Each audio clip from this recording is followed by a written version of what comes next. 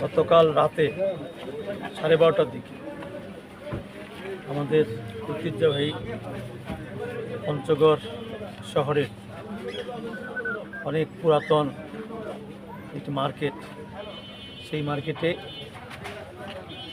আমাদের মোশাররফ সহ fancy store যে অগ্নিসংযোগ হয়েছিল এবং এই দুর্ঘটনায় অনেক ক্ষয়ক্ষতি হয়েছে। মোটামুটি 3টি দোকান একেবারে ভস্মীভূত হয়ে গেছে, ছাই হয়ে গেছে, আর 2টি দোকান সেখানেও অগ্নি লেগেছিল, বাট সেখানে ক্ষতি একটু কম হয়েছে। তো গত রাতে আমি জানতে পারি সেখানে আমাদের পঞ্চগড়ের ফায়ার সার্ভিস, আটোয়ারি এবং বোদা এদের সঙ্গে আমি নিজে যোগাযোগ করেছিলাম, তারা যেন এই আগুনটা তাড়াতাড়ি নেভানোর চেষ্টা করে। আমি এইটুকু বলতে চাই যে আসলে ফায়ার সার্ভিস যে তাড়াতাড়ি আগুন নেভাতে পারে, আমরা কিন্তু সে অনেকগুলো কৌশল বুঝি না। কাজে আমি মনে করি আমাদের উচিত ফায়ার সার্ভিস যখন আগুন নিভাতে আসে তাদের তো প্রস্তুতি লাগে, রেডি হতে লাগে, সবাই তো বসে থাকে না, তাই না? সেক্ষেত্রে আমাদেরকে সহযোগিতা করা। আর এখানে যেহেতু আমাদের সম্মানিত আমাদের ডিসি আপা আছেন, প্রাপ্তি সাহেব আসেন, ডিসি সাহেব আসেন, ওনারাও আসছেন, আমরা এখানে দেখলাম। তো এই যে অপারেশন ক্ষয়ক্ষতি হয়েছে, সেক্ষেত্রে আমি আহ্বান করব যে আপনারা আমাদের জেলা প্রশাসন বরাবর দরখাস্ত দেয়, দেখি আপনাদের পাশে আমরা কতটুকু দাঁড়াতে পারি।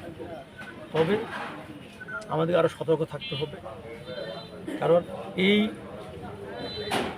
অগ্নি সংযোগ বা এই যে আজকে দুর্ঘটনা ঘটলো, এটি কিন্তু যার দোকান পড়া গেল সেই বুঝে সে কত ক্ষতিগ্রস্ত হয়েছে। এটা কিন্তু আসলে সহযোগিতা করে এটাকে পূরণ করা সম্ভব নয়।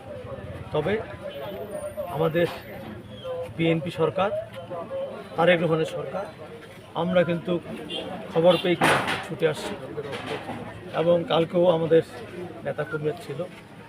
আমি আশা করব আমরা যে কোনো দুর্ঘটনা আল্লাহ না করে ঘটে সেখানে সম্মিলিতভাবে প্রশাসন বলে, দল মত ধর্ম বর্ণ সবাই আমরা একসঙ্গে ঐক্যবদ্ধ হয়ে এইগুলোকে আমরা সহযোগিতা করব, যেন কোনো ধরনের কোনো দুর্ঘটনা না ঘটে।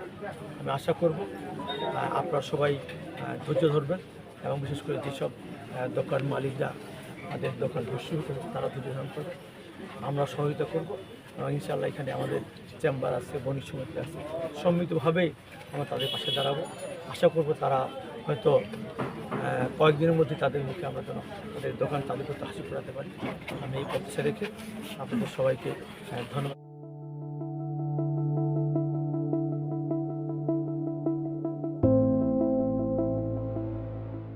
দিনাজপুর টিভি মানুষের জীবনের কথা বলে।